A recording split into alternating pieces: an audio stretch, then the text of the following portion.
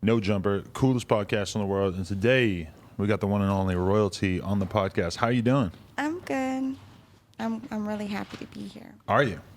Yeah, this is like a big opportunity for me, to get out the streets. Hey, I like that.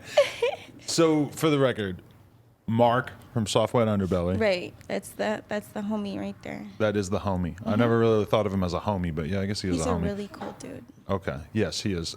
He sent me Sharp, who's like a pimp previously. We did a podcast with him, 500,000 views. People loved it. Right. You're You're our second Soft White I'm a Underbelly hooker. alumni. So. Right. Yeah. So for the people who haven't seen your interviews with him so far, let's just sort of start from the beginning. Where are you from exactly, and what was your childhood years Okay. like? I'm from Kansas City, Missouri. I was adopted when I was like 5. My adopted parents, they were kind of like, they took care of me. I definitely wasn't like poor or anything, but they like lacked in the emotional, like in the emotional parenting part. It was lacking very hard. And so. were you the only kid, or were you the only adopted kid in the house? No, there was 3 of us. Okay. There was actually like 5 in total, but they veered off. It didn't work out. That's kind of weird to me. Like, why would you adopt kids or a bunch of kids if you were going to not really be super involved? Well, my mom, she couldn't have kids. Right. Like, so I guess she was like, oh, I'm going to have some. And plus they get a check. Oh, okay. They get that money, so. They do. They do. I thought people had to pay a lot of money to adopt kids, no? They get a check until you're 18 years old. Oh, so did you ever get the vibe that might have been like why they were doing this? I mean, my mom loved me. Okay. She loves me, yeah. But she just, I don't know. I guess it's like, I can understand. I wouldn't be able to connect with something that's like that didn't come out of me like that. Like, I love you, but it's kind of like, I think about that all the time because now I have my own 9-month-old, and I think adopting a kid is like probably one of the most noble things that you could do. I mean, you're literally like taking a kid who presumably anything could happen to them. Who knows? They have no certainty towards what their life is going to be like, and then you're taking on all that responsibility. I didn't even think about the fact that you could be getting paid for it, but I mean, I think it's an extremely noble thing to do. But then at the same time, I mean, my kid looks like me. right. So I ain't adopting a kid, regardless of the fact that I think my mom, she was like Asian. Really? She was like Asian with like 3 black kids, but her husband was black, and like it's weird because in the system, you can't really like, they try not to like place them with families that aren't their same ethnic group. So they were like, oh, Asian mom, black dad. Let's just give them some black kids, Because we had like a white girl, but they took her away. Do you know why? Because they were like, oh, culture differences. Did you think that there really were culture differences with the white kid? No, I loved her. Her name was Brooklyn. She was like, I was really sad. And aren't you just gonna like, I mean, yeah, you are whatever race you are, but your culture, you don't really know what your culture is until you get your culture from who you're raised by and where you're raised, right? I don't know, right. That's what I think. The system is like it's really rigged. Yeah, because I've seen like shit on Twitter too where people are like, oh, white people who adopt little black kids from Ethiopia and shit are fucked up because they just want to have a cute little black. No, I'm like, they what the really fuck? have like the best lives because I had a foster mom. She was like white, and she had like 10 cats, 1 big ass dog, and she was the best. Sometimes I wish I was adopted by her because she was lit. I feel like bringing race into the adoption thing. Like if you're adopting a kid, I'm sure there's bad people who do it, but to me, it's a pretty heroic thing to do. It's like you're doing something incredible for that kid. And like, yeah, if you're from a different fucking culture, like, okay, that might be sometimes inconvenient. Who gives a fuck? I mean, I just feel like as long as you're like financially stable, because sometimes they put kids in homes with people who are like regular people who like still are struggling. So I'm like, why would you do that? I feel like they should be like, above middle class at least, have their shit together. Yeah. That makes sense. Okay, so lacking in emotional support at times, your upbringing, you would say, but not full on abuse, or how would I you? mean, like when I was 12, my dad used to like beat my ass. In a way that a wasn't lot, but understandable at all. It was just totally yeah, it out. was like really weird. It was like hella weird, but that just lasted for like he made me eat like peanut butter jelly sandwiches for like a year straight. What the Like, fuck? As straight up. punishment? Yeah, Was it because I for? was like failing math. Yeah, Yeah, sometimes I worry about these people adopting kids because that's some weird ass shit. I wasn't right there. even failing math. I had like a C, Right, but wasn't good enough. right. He was like a Christian, like really big on that and like perfection. I'm freezing. Are you So really? I'm shivering. We can, Riley, can we turn the AC down so it's not as cold? Sorry about that. It's okay. Or we can get you a hoodie too. I don't know if you're married to that top. I could just give you my jacket. Can we do that? You want my jacket? Yeah, because I'm a little. Wow, and look at this. I keep shivering. What a fucking gentleman I am here. Thank you. There you go. Thank you. No doubt. Probably the classiest thing I ever done in this podcast. Thank you. End of an era. Okay.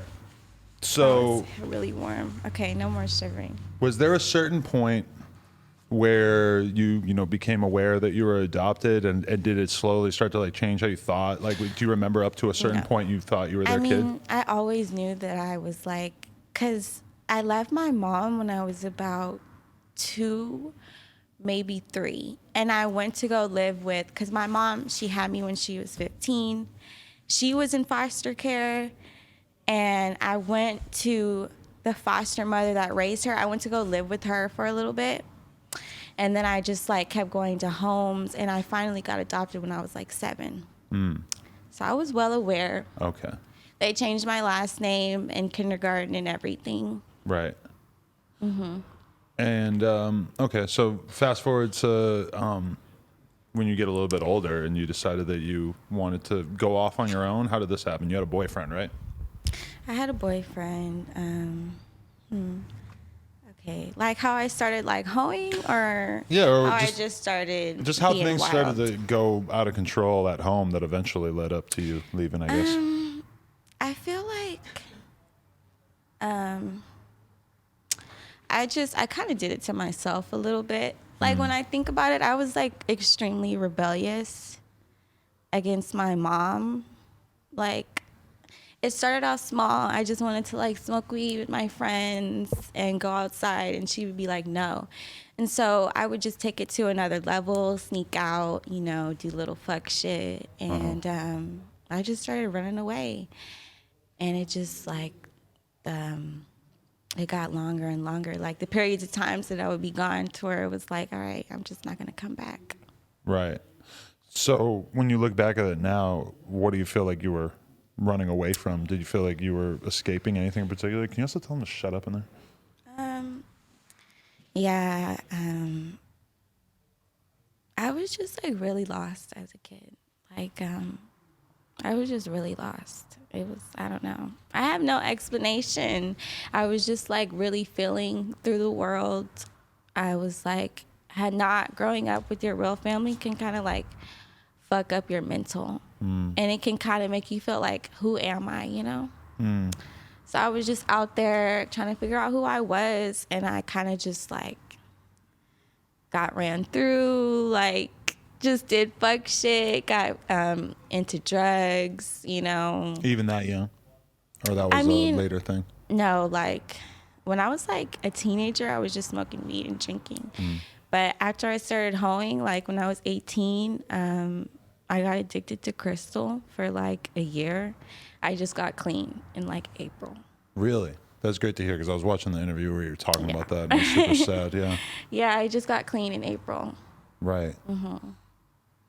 When you look back at it now, do you feel like you were just looking for somebody to love you wholeheartedly? Like, do you feel like that you always had that hole in your heart that you just never felt like someone really 100% was there for you? Yeah, that, and it was just like, I just really felt alone in the world. Like, it wasn't even like I was looking for anybody. It was like I accepted the fact that there was nobody out there for me, and it was just like, fuck everybody, fuck what you got to say, fuck how you feel. I do whatever the fuck I want. Period. Right. You know? So That's just how I felt. you and this guy that you were seeing or whatever, like, how do you end up leaving Kansas City? Where do you go? What happens? Oh, well, I left Kansas City, like, because my adopted parents, they got divorced. Oh, and so you weren't hoeing there. That No. happened after you left. No, I didn't start hoeing until I was 17. Okay.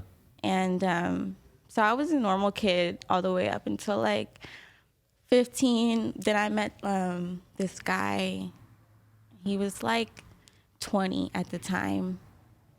And I just started hanging out with him. He was, like, this Mexican, like, skater dude from San Diego. He used to watch your show all the time. Oh, boy.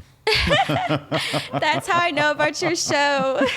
Oh, boy. He used to watch your show all the time. And I was, like, hanging out with him for, like, 2 or 3 years, like, just living life, smoking weed, not doing shit. And then we broke up. And then I had nowhere to go. So it was like... Why'd you guys break up? I broke his bong piece. Oh, man. Sounds like a No Jumper fan.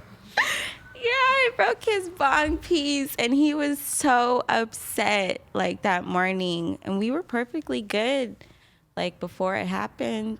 And he went in the bathroom. I broke his bong piece. He came out. I was like, I broke your bong piece. He's like, oh, you bitch, like, pay for my shit. I'm like, oh, man, I don't know what to do. Like, I'm 17. I don't have any, like, and it's not like he, like, claimed me as his girlfriend, because it was, like, really weird. He was, like, fighting himself because he was, like, in his 20s, and I was, like, a kid. And he was, like, he tried to, like, cover it up and say he's just helping me because I had, like, a troubled home. And that was, like, but that lasted for 2 years, so.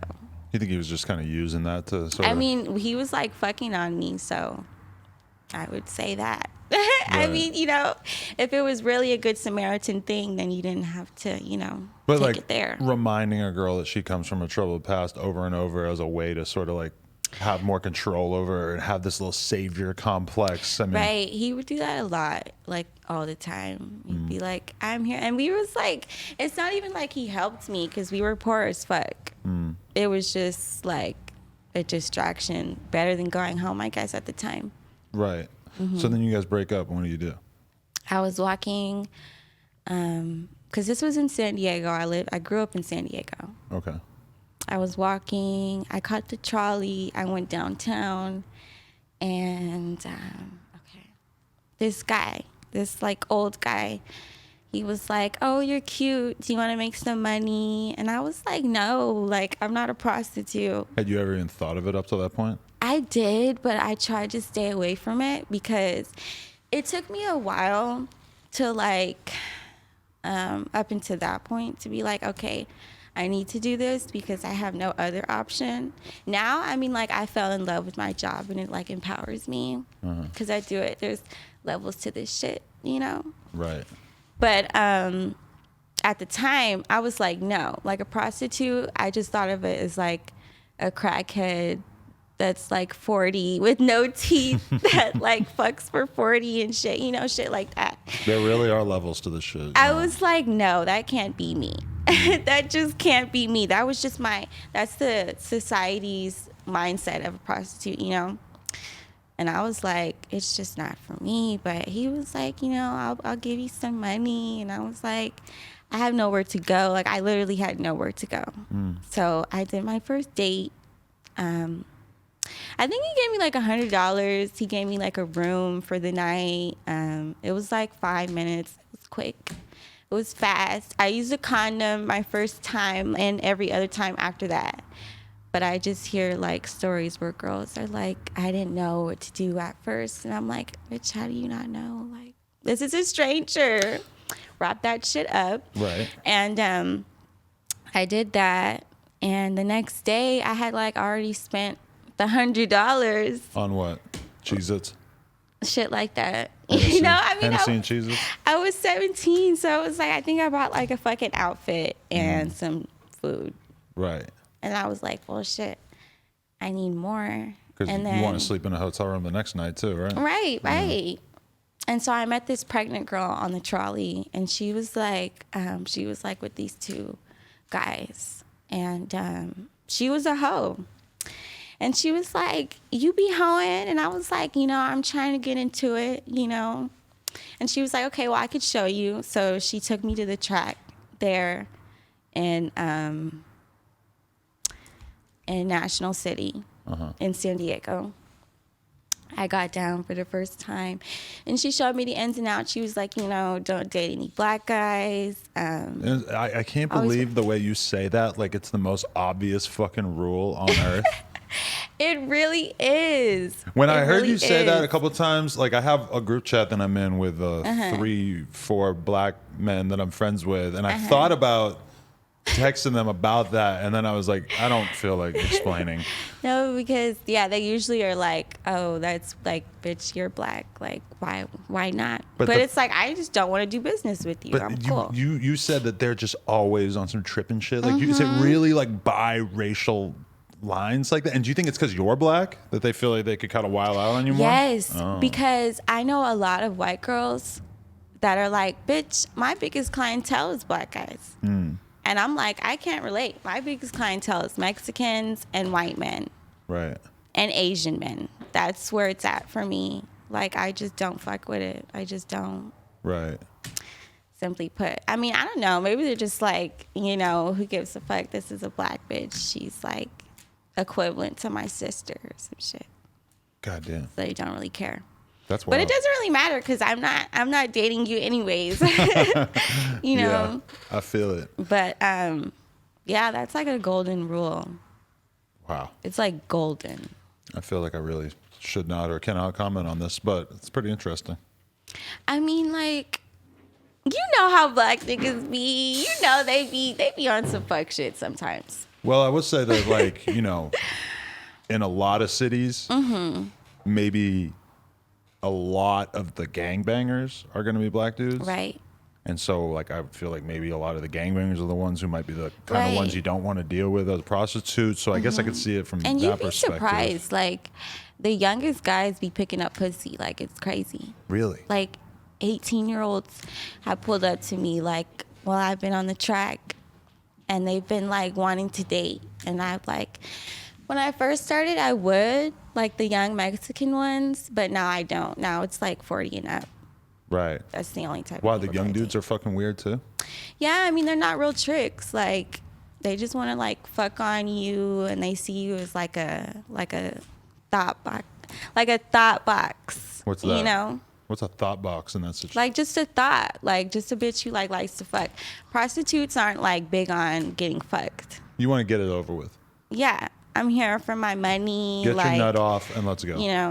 And then 9 times, like, in all cases, people, like, don't realize that. I know bitches that get paid just to talk. Right. But how often does that happen? I mean, you got to find the right trick for that. Because now when you're doing the more high-end stuff, I feel like that's probably a lot more likely, right? Right. I mean, it all depends on your clientele. Like, if you're working on Fig, then you're probably going to have to suck some dick on that date. I've been on Figueroa a lot, but I've never... Yeah. I don't think I've been to the part where all this lit shit is going on at. It's in the 60s. It's like in the 60s and the 70s. I'd be on 75th. I'd be right there. I mean, right now I've been like just trying to like work with my regulars and like play like the casinos and shit. Right. But I still fuck with Fig sometimes, but it's just kind of like I kind of graduated from it. Right. But like when you were in San Diego, it'll always be working in that area or whatever, it's like the first one you described was kind of like he meets you, he gets you a hotel, he hangs out with you for a little while, and then you get to stay in the hotel. That sounds kind of nice. But then that was like amateur. I would never do that now. I mean, if I did, it would be like, yeah, you can give me the room. Right. But like I'm not going to be in your room. Right.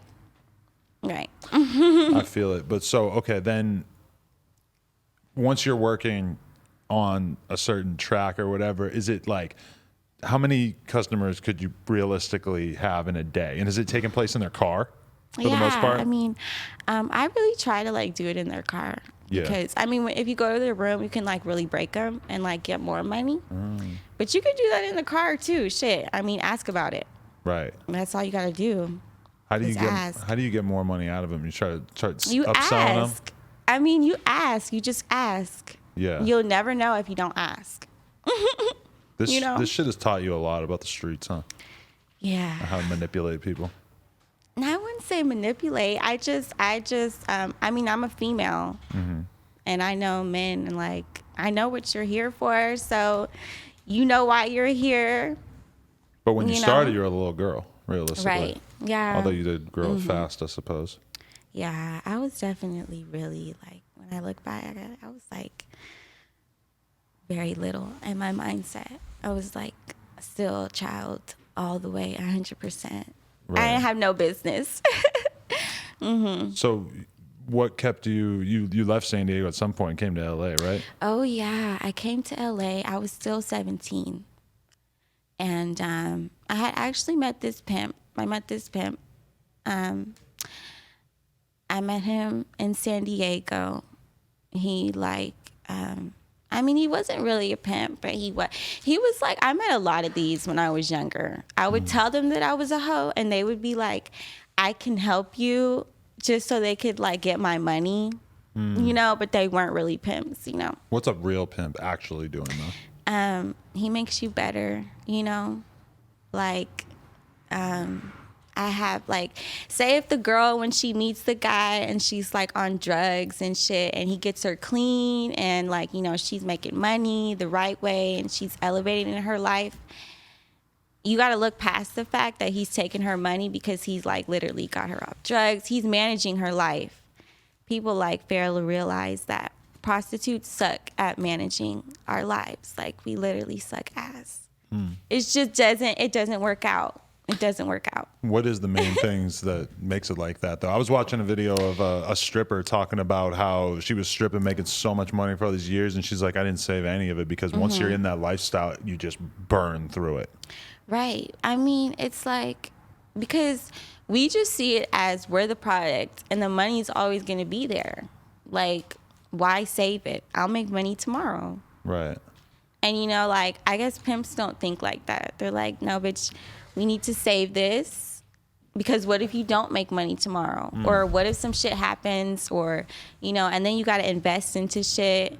The point, like, you start on the streets is the sandbox. But the point is to elevate. You're not supposed to be a streetwalker forever. Right, because that's got to be the most dangerous in terms of getting Right. caught up and then also Going to jail. Yeah. Almost getting murdered. Yeah, all exactly. types of shit. Yeah, 'cause getting raped. There's no vetting process. There's no way to At figure all. out who this guy is. Is this guy a Right. serial killer? I don't know. Yeah. Right. I'm just hopping in Yeah. for this $100. Yeah. What do you think? I mean, to me, and probably to a lot of people, it's a little shocking how smooth a process you make it sound. Like, it doesn't sound that traumatic. It doesn't sound like it was that much of a struggle for you to just do it. It's Yeah. really not. If you like, I mean, I totally understand why some girls are like, I'm cool with my 9 to 5, and I applaud them. But you know, I never had a 9 to 5. This was my first job, Right. so I'm used to it. It's what I do. It's what I love. So, but you love it? Love is a strong word. I love the lifestyle. Right. But what parts of the lifestyle? Because like hanging out by a dirty ass truck stop, fucking random ass guys who no, have God knows no. what. I mean, I know that's not what you're doing now. I would but say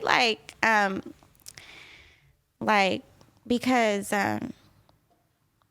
you know, like when you see a prostitute on the corner, you think like, oh, it's just her there.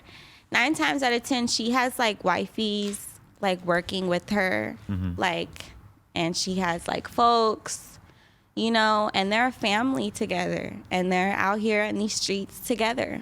Right. That's the lifestyle. So it's not as isolated as we might Right. think, or as dangerous as we might think. Yeah, if you have, you know, folks in the family. Right. But if you're a renegade, I mean, it can be sad, but you'll get it together. Right. Okay, so this pimp takes you to LA at some point? Yeah, this guy, you know, he was like claiming to be the pimpin'. He said that he was gonna show me, you know, whatever. And so I was like, okay, you know, I'm young, so I don't really know much. And he was like, it's all right, I got you, you know.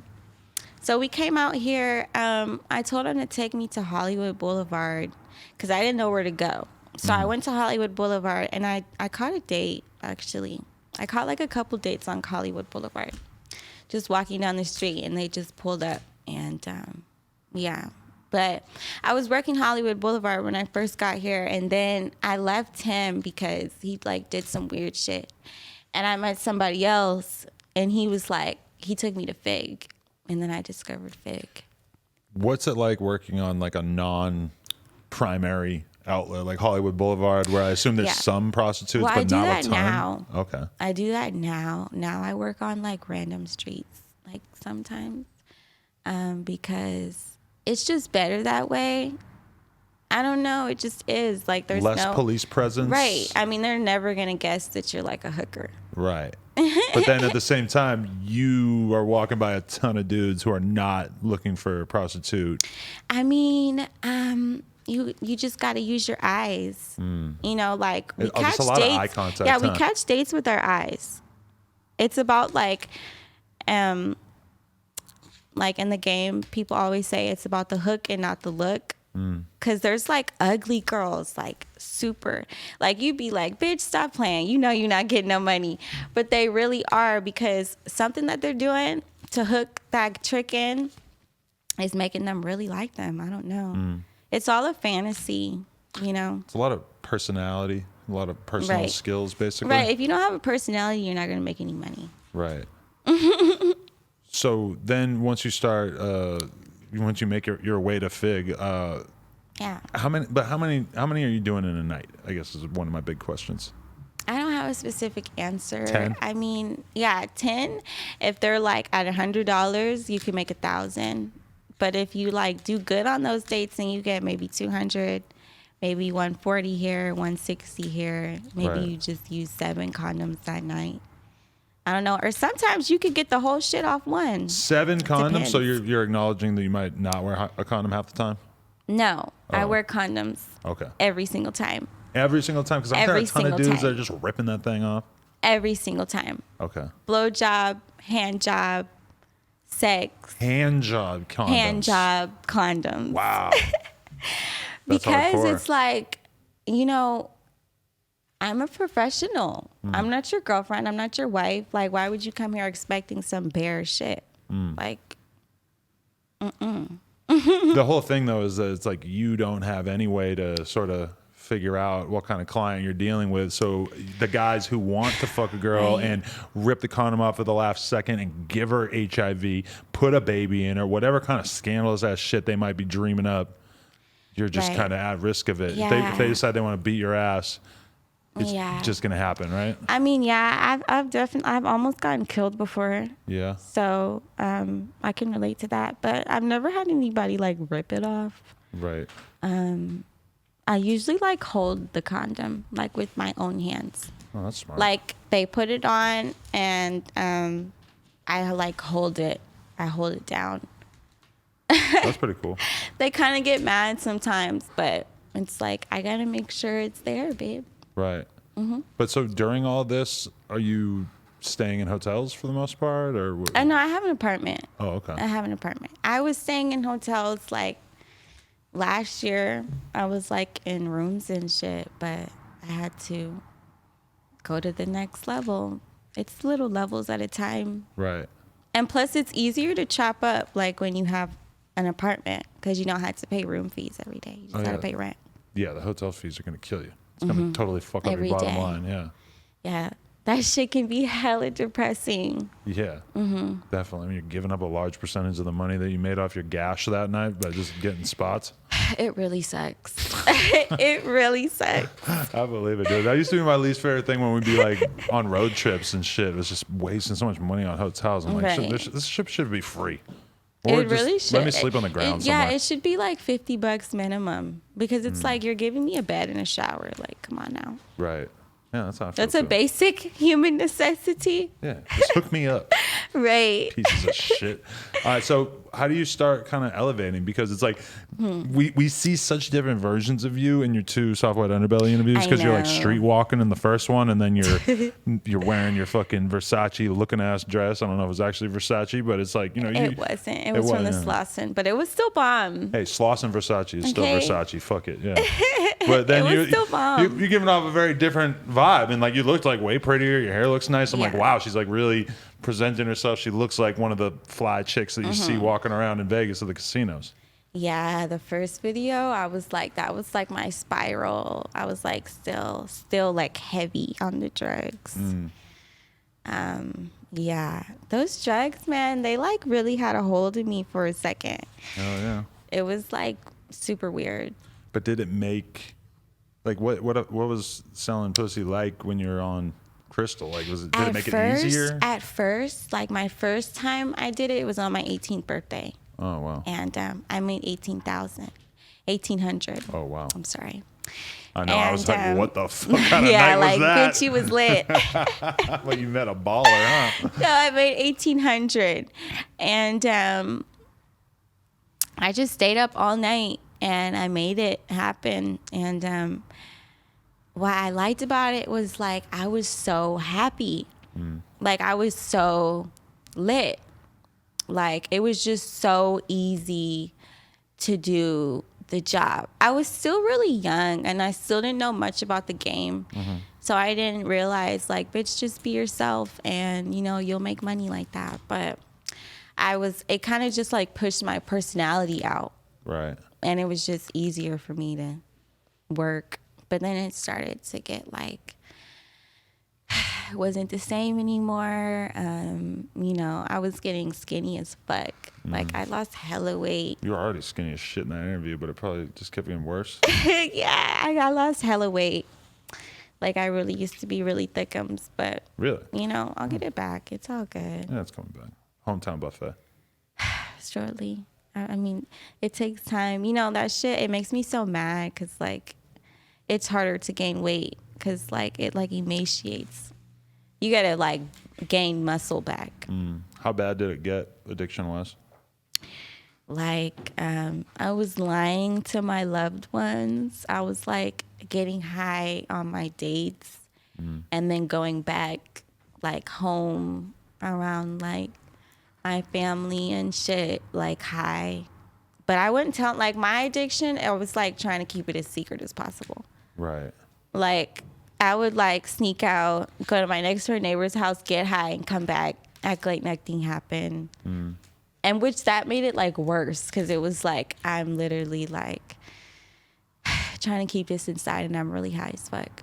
So it was hard. I always tell the story on here, but there was a girl that I dated back in the day for a few months, and then I realized at one point that she was fucking on meth the whole time. Wow. And I didn't know because I was kind of like crazy. just not aware. It's terrible. And then she got me to do it one night. What? So I fucking rode that dragon for a night or two, and that was pretty wild. Rode that dragon. I mean, I'm just trying to think of what to compare it to. It was insane. Yeah. It's insane. Insane. And I've done a ton of coke in my life.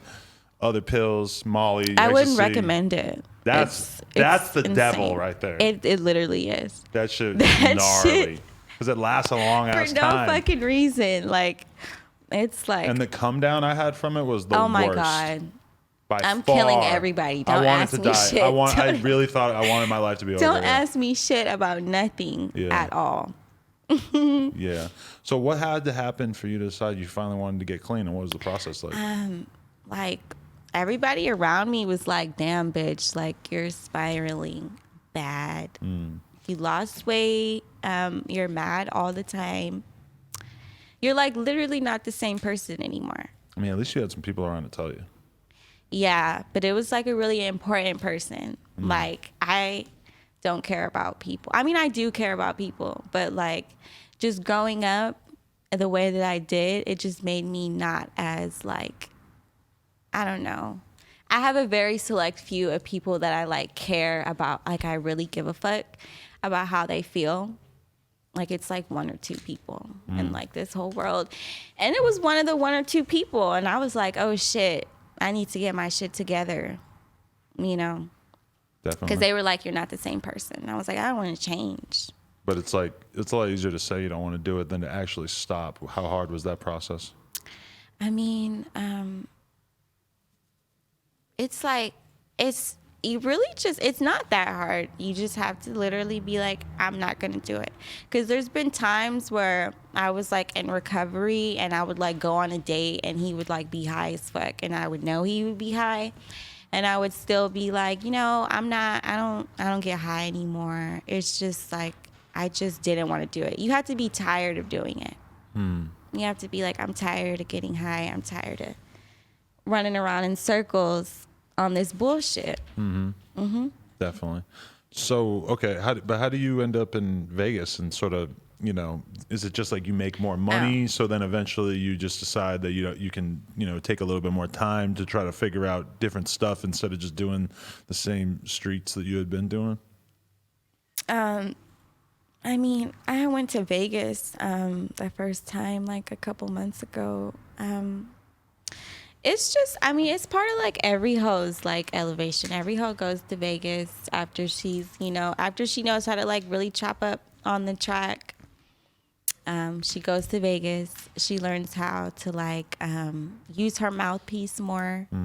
Catching a date without being naked. Catching a date without being like somewhere where they're looking to go buy pussy.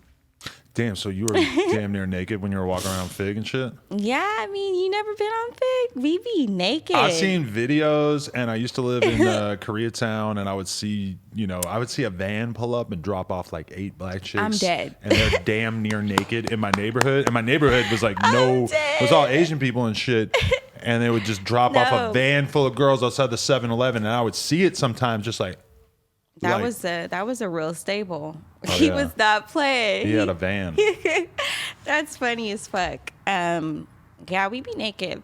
Like, I guess it didn't used to be like that. Like back in the day, like Right. the OG days. I guess the hoes, they used to be really classy, fur coats, conservative. But it's like watered down.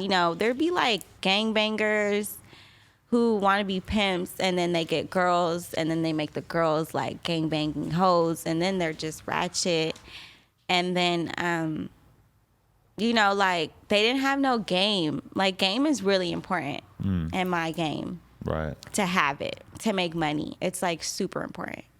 It goes past like, bitch, if you can suck dick, that's cool. But if you have game, that's way better. Like it's way better. Right. And, the gangbanging bitches and niggas, they didn't have no game, so they just put their bitches out butt-ass naked.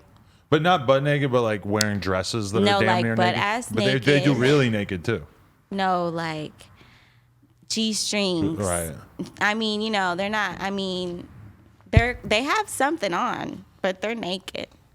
And I guess it just spread through, like, not everybody does it. Yeah, because I remember being in Argentina maybe like 6-7 years ago, and there were naked chicks on the track out there, and we thought it was insane, and we had never heard of that in America. And now they were naked, or they were just they were like like G-strings? butt naked, pretty much. Oh. And we thought that was insane. And now when I think about that I think that's kind of really got a lot more popular out here, huh? Yeah, like they look like strippers, like, How much shit are you dealing with from the police? Do they just see you and keep driving, or they bother you every day, or when you're doing that kind of stuff on the street? Yeah, you'd be surprised. Like if the cop likes the way that you look, and they're not biased, they're probably just gonna wave and smile at you and keep driving. But if they're vice, they're gonna be mad and so they're the gonna vice pull squad up. is a separate group of the police that are concerned with this crime. Yeah, that's Okay. the only one that we need to worry Is about. that all they do, or they just do? What else do they do? No, the vice is like specifically for prostitutes. Oh, okay. Like they're big mad. It's really for like the minors. Oh yeah. The minors like fuck us up. They fuck the whole game up. Really? That's why I be feeling bad that I started as a minor, because they just fucked the whole game up. But do you see like really young girls out there? Yeah, like I met like a 14-year-old one time. Oh my god. Yeah. She went home like, yeah. That's terrible. That's so sad. Yeah. Also, I seen her yeah. again out there, and I was like, well, shit. I led you home. I don't know. Whew, yeah, that's terrible. Just that young, man. But that's what she wants. I mean, some like people, I know it's hard to like understand, but some little girls really want to go out there and sell pussy. I'm not lying. Like, yeah, I'm sure they want really to. It's unfortunate there are so many consumers for it. I know. I know. But then again, I mean, you could kind of think that like some of these guys probably don't even think. They know. Oh, they yeah, know. Because Because when I was young, I mean, I get this now. Like, I just feel like if you ask a girl how old she is, like, while you're in the middle of a date, you're probably a pedophile. Right. Because why are you asking her how old she is while she's doing, like, a sexual act?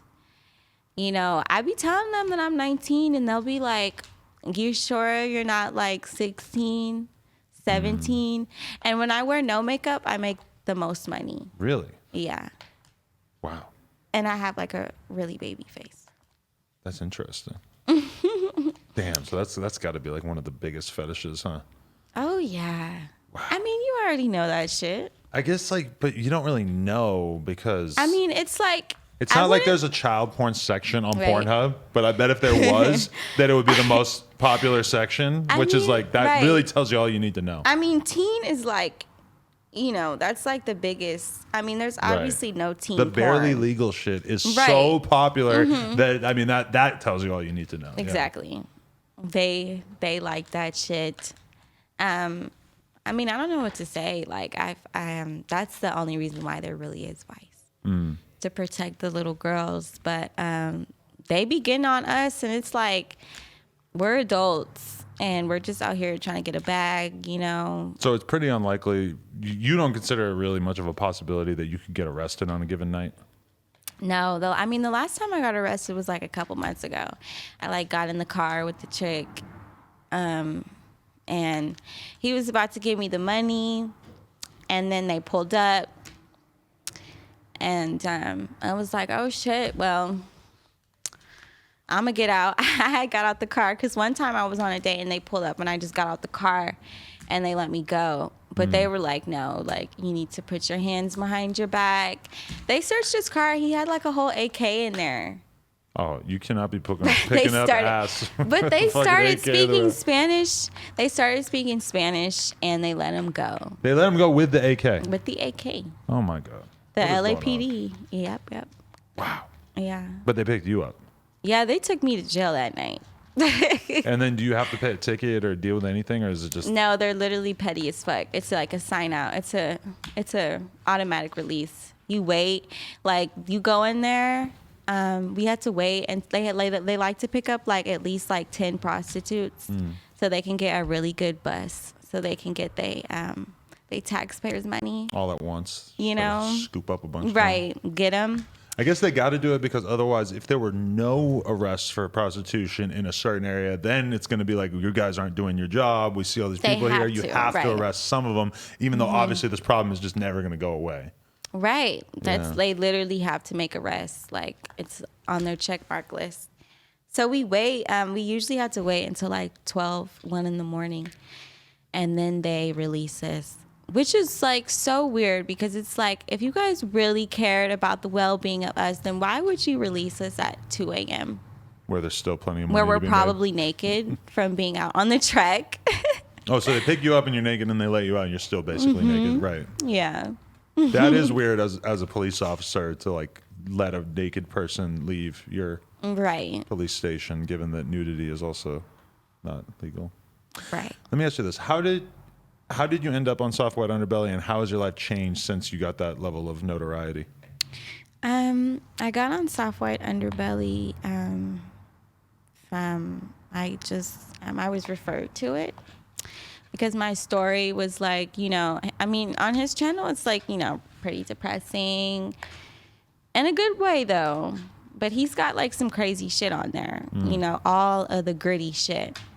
And I guess mine was like, my story was like compatible with his channel. So I went on there. The first one, it didn't really do much, but the second one did. And then that's when I decided to start my OnlyFans, which is Royalty Supreme. Oh, Okay. see? I didn't even know that was Yes. coming. Yeah. To start my OnlyFans, and I started my Instagram, which is 304, and I started my business, which is my online business, which is 304 too. 304 is your brand name? Mm-hmm. Okay. Yeah. That's It what's means up. hoe. What? Upside down on the calculator? Right, okay. There you go. Yeah, I knew it had to be something. I was going to say, is that like the text way of entering it? No, okay. Yeah, so like, was that, I'm sure you had a lot of people reaching out to you, didn't know that you were in this line of work. I really just got recognition from like people in my lifestyle. Like the girls, the pimps, they were all like, oh, you know, like she's a cool hoe, you know. But I didn't get much like notoriety from like regular people. I mean, I did for like the tricks that watch his show. You know, I got like some people on my OnlyFans from that and my Instagram, but yeah. What are your dreams in terms of your life in general? Like, do you want to fully leave the shit behind? Like, if your OnlyFans were to take off and you were to make, you know, even a couple $1,000 a month, would you just be like, fuck it, I'm not doing this shit anymore? I mean, yeah, like, yeah, I'm definitely ready for the new chapter in my life. Like, I've been hoeing for 3 years now, and this shit, like, by the time a girl is 21 in this game, she's old. Right. Like, she's like ancient, damn near. It takes a big toll on you. It does. Explain It does. that though. Like, what do you feel like it's mostly mental? I feel like I'm 30. Like, just like all the physical activity I've done, all of like the traumatic shit. Like some of the shit that I've seen is like I'm so used to it now, but to the normal person, I would definitely say like prostitutes go through traumatic shit every day, like just weird shit that normal people don't see, and it's like we're desensitized to it, but that shit, it takes a toll on you after a while, you know, like just the street part.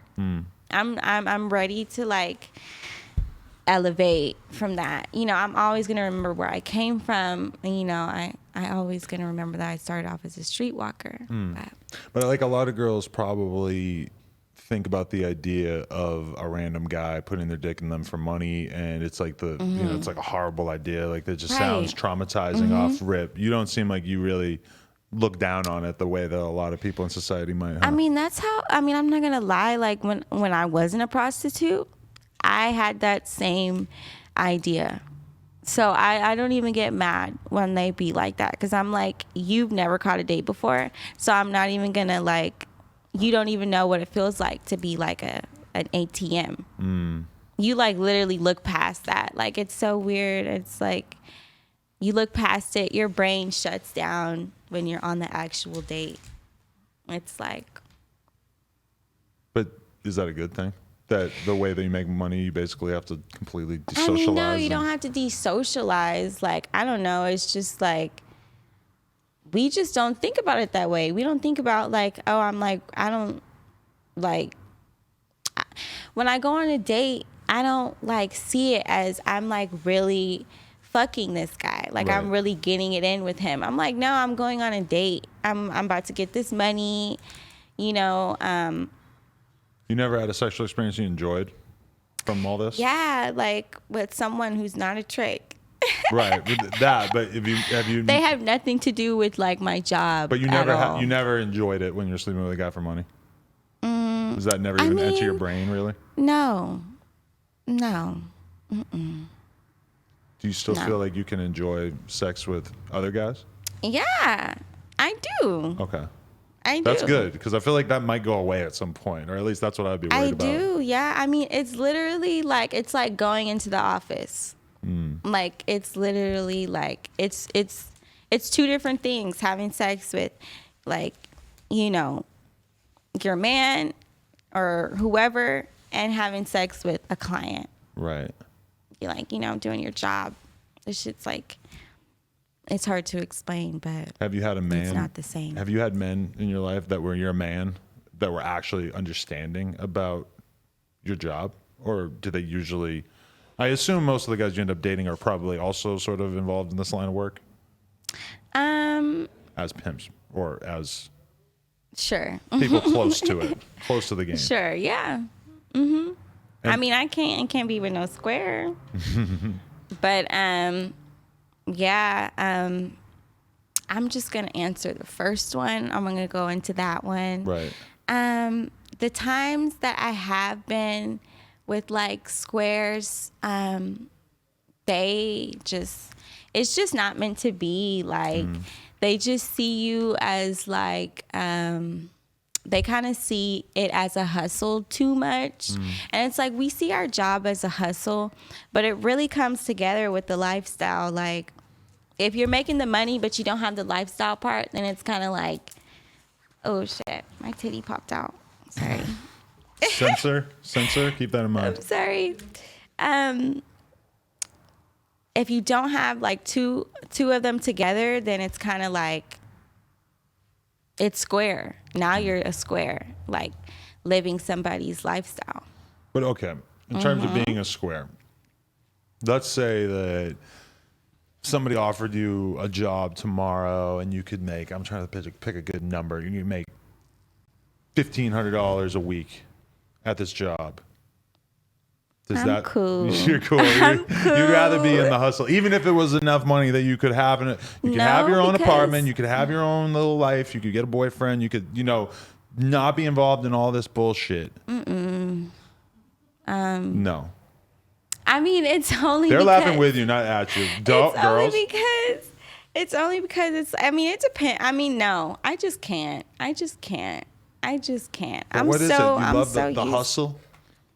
I love the hustle, man. I mean, it's not only that. It's just like people in the game, we think outside the box. We just do not have time for the norms, like at all. We don't do the norms. That 9 to 5 shit, you give me a paycheck, fuck that shit. No, I need new money every day. Right. Type shit. Yeah, I'm kind of even feeling like if you were killing an OnlyFans, the fact that you get paid once a month would still not really be. I would still be like, I need to go make some money moves. Right. Because like I know girls who make a lot of money on OnlyFans and they'll still go strip for like it's way just in less. You. You know? Yeah. You never thought about doing stripping or anything like that? No, I have. Oh. I was in stripping classes, but I just I got a little distracted. But I'm gonna go back. Right. But I don't want to go to the strip club if I don't know how to dance. Because I noticed that the girls that make the most, they dance like they can actually dance on the pole, and they have a mouthpiece. Yeah, there's always certain girls in the strip club that are like hotter than everyone else, more like able to do physically more stuff. I've seen girls doing crazy pull-ups and shit, and I'm like, oh fuck, they're like really working out before they go to work, I guess. Yeah. I mean, like I went to one strip club one time in Atlanta, and I'm a female, but I'm pretty sure it's the same for men. And the girls around, they were like all twerking, and they had big booties too. And I was like, okay, y'all look good. But there was like this skinny girl on the pole, and she was dancing and looking real beautiful. And all of the energy was gravitated towards her. And I don't know what it is, but it just works better if you know how to work that pole. Yeah, that's fair. Do you think that prostitution should be legalized? Of course. It needs to be. I mean, there's no fucking point. If you legalize it, the girls, they could get tested. It should be like like mandatory for them to get tested. We should have like laminated cards and shit saying that we're sex workers. They should have brothels. Yeah. Makes it way much safer. Take the kids out of it. Right. Would be like one of the main benefits, right. I think. Take a lot of the violence and danger out of it. Right. Make tax money. You can tax the fucking prostitution money all of a sudden. That would be huge. Yeah. Yeah, because like I've been to Amsterdam, and it's like in the red light district, it's just all these little booths, and like it's just girls just sitting there. They'll try to seduce you, try to talk to you a little bit, and then they got like a little bed in back. I didn't actually take part, but my friends told me all about it. They got a little bed in back. Okay. You go in there. There's a fucking camera in the corner, so if the guy starts beating the shit out of you, then there's security that'll rush in. I love that. I mean, it felt like about the best system that you could have designed for this in Right. terms of keeping the girl safe, keeping the guy safe too. I mean, Keeping the guy could get society robbed, safe, but who knows? You know, right? That too. It makes it so that, yeah, you have a part of the city where this is going on, and some people might not want to go there, but you can just not go there. But it's not like Right. random parts of the city just becoming crazy as, you know. Right. It's like, that's why I really don't understand. That's why I feel like them having prostitution illegal is like for like a bigger like reason, like egotistical from the government. I don't fucking know, but it's like if you wanted the kids out of it, just legalize it. Yeah. Like be like, you know, it's that simple. Because then it wouldn't be on the streets, and then the little girls can't go to the streets and try to make some money real quick. They got to go to the brothel. And fill out a form. Right, and stuff. fill it out. It is yeah. weird though too, because then there's still going to be people who want to pay kids to have sex with them. So it's like, where does that go? I don't know. I mean, but that's just fucking humans for you. I don't know what you want. I don't know shit. You're never going to be able to take care of the problem 100% in terms of like the bad sides of it.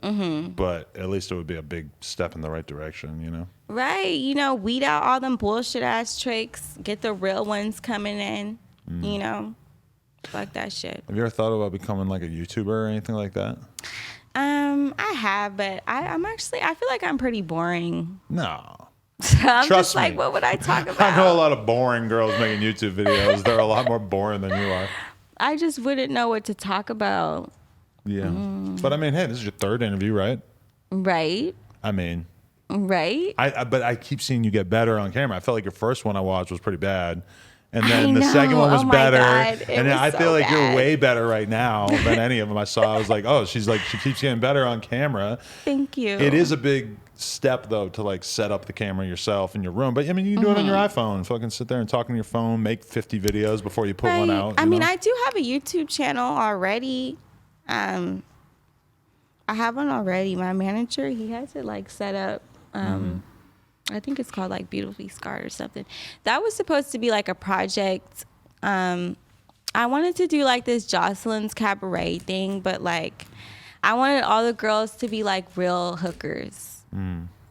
Like real hookers, real bitches that have been down on the track, and to get them in the house and to like, you know, give them something special, you know, at the end for a little prize.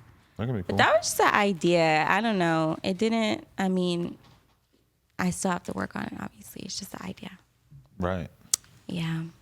Do you have any big goals or like things that you want to accomplish over the course of, you know, the next few years, or like what is it that you want to try to? I feel like you have to be trying to channel what you're doing now into something else. There has to be like a next step at a certain point, right? Yeah. I'm basically just trying to like sell myself, like it's just in a different way now. Instead of like literally selling my body, I'm just gonna be selling Your thoughts, your personality. my personality. Fuck with me. Definitely. You know, and I'm gonna really have a brand too. Like my 304 store, it's really like I have a part on the site where you can like it's like an XXX version of the site. Okay. And I'm gonna have people like I'm gonna have like girls with like package deals, like videos, pictures, like real hoes though, because everybody loves hoes. I love that you feel such solidarity with your people. Yes, real hoes, and they can make money. I mean, I'm gonna make money, but they can make money too off of a bigger platform. Right. You know, have the trick go up there, pick which girl he wants. It's like a virtual crush. Right. You know, pick which one you want. And then I was going to have like clothes on there, shit that just has to do with the game, you know. Right. How's your sister doing? Which one? I don't know. Just in my notes, it says your sister hoeing. My notes. Your sister hoeing is one of the things I wrote down. Oh, my sister hoeing. I actually haven't talked to that sister in a minute because she disrespected me and something that I stand on tallly. Like, in this game. I take it really seriously because it's like literally who I am. It's not who I am, but it like is. Like, I don't know. Like a lot of girls might come into an interview like this with kind of a victim mentality and acting like they had something wrong done to them and they're just trying to get out of it. It is kind of odd talking to you because you feel like you do have a sincere appreciation for it and kind of like the culture of it. Right. Like, I'm not going to lie. Like, I've been raped in this game. I've almost died in this game. I've ran across terrible ass pimps in this game. I've ran across weird ass bitches in this game. But I wouldn't trade it in for anything. I wouldn't do anything different. It's a stepping stone. It's a chance for the people that just had a really fucked up life. Like, they just fucked it up. It's a chance, you know. Right. It's a chance to do something because it's money, you know. You can do shit with money. Right. But you just got to do the right thing. But, you know, money is good, but life's all about enjoying your life at the end of the day. And right. That's just what I worry about with you is I want to make sure that there's a future that you can imagine in which you are happy and safe. And I think you need to like wrap your head around the fact that you deserve that at some point. And of course. You feel like you love yourself? Yeah. Yeah. You're kind of looking around a little bit like you're not 100% sure. I feel like I love other people around me more than I love myself. Sometimes I feel like sometimes I tell myself like I need to do this for this person or I need to do this for this person. I need to do this to keep this together. I feel like that's what keeps me going more because I don't know. I personally, I'm like a really low optimistic person naturally. Like pessimistic. Pessimistic? What does that mean? Just not optimistic. The opposite of that, yeah. Yeah, that's what I mean. Just giving you the word so you got it on deck. Non-pessimistic. Pessimist. Okay, let's just not. Yeah, all right. Not optimistic. Let's just not. Sorry. But thank you. Yeah. I'm just not. And the people around me, they motivate me to do that. Like when I was alone, like a couple of months ago, I noticed like when I was more alone into myself, that's when I was like more into my drug mind state, like, you know, into my, what's that thing that they tell you in school? The I can't mind state. Right. You know what I'm talking about? Kinda. You don't. You got to stay away from the drugs. Yeah. That's one thing I'm very concerned about because I get that you are not, you know, desperately trying to stop selling pussy, whatever. That's your choice. I mean, I am, but I am. I want to elevate. I really do.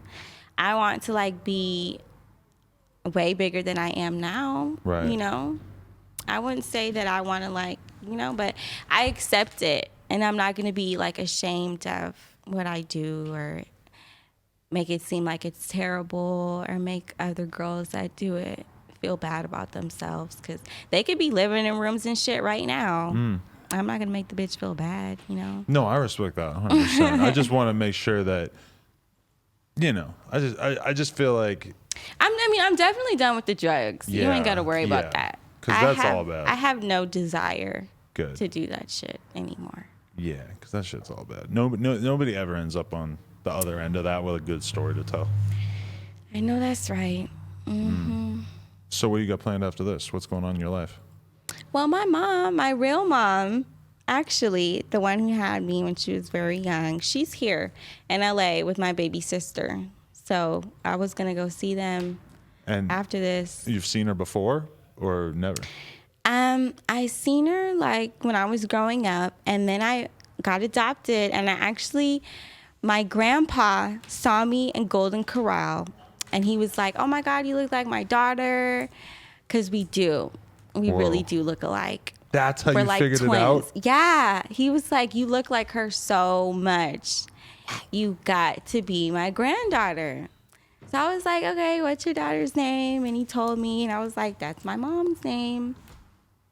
And I found her again when I was like 8. Magic happens in the Golden Corral. I know.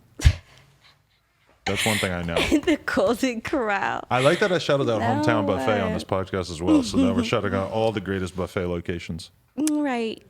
Yeah. The Golden Corral blessed me that day. So your mom knows everything that's going on, I'm assuming, with you? My parents, I feel like I told my parents like a long time ago, but I don't remind them. Okay. Yeah. They might just not want to talk about it. I feel like they definitely know, but they just, I don't know. I just try to. That's probably how my parents feel about me doing porn. I just try not to bring it up. I'm just going to act like I didn't hear that. Now, clearly somebody needs to be ashamed here, and it's me. Thank you. Made me feel horrible about myself. Oh, no, don't be ashamed. I'm just kidding. Oh, okay. Nothing could ever hurt my feelings. You don't really do porn, though, right? Yeah, I do. Me and my girl. You do? Yeah. Not like doing it for fucking $200 a day. Like Are some you of these fucking guys, but serious? I'm fucking dead. yeah, caught my girl's OnlyFans. I'm all over there. Oh, so she's got an OnlyFans. Oh, okay, that's better. Yeah. I thought you guys were like Pornhub. I was like, oh no, not the videos we did on a there scene forever. for Pornhub. What? Yeah. Wow, but why? You make dough. Good time. You know. Okay. You're not on Pornhub? I can't. One day. I can't. I can't. I mean, I just can't. I can't have those videos of me up there forever. Yeah. I want to be like a conservative someday when I'm like really old. I could be a conservative who has porn all over Pornhub. I'm dead. Yeah. I mean, shit. You can't be a public figure. I mean, yeah, you can. Mia Khalifa and shit. Yeah. She only did like 6 scenes. She did? Yeah. She ain't the real deal. It's all right, though. She ain't the real deal. That's funny. Tell us your OnlyFans and your Instagram again, because I want everybody to give you money and help you get your shit going. Yeah. My OnlyFans is just Royalty Supreme. Mm-hmm. And my Instagram is 304.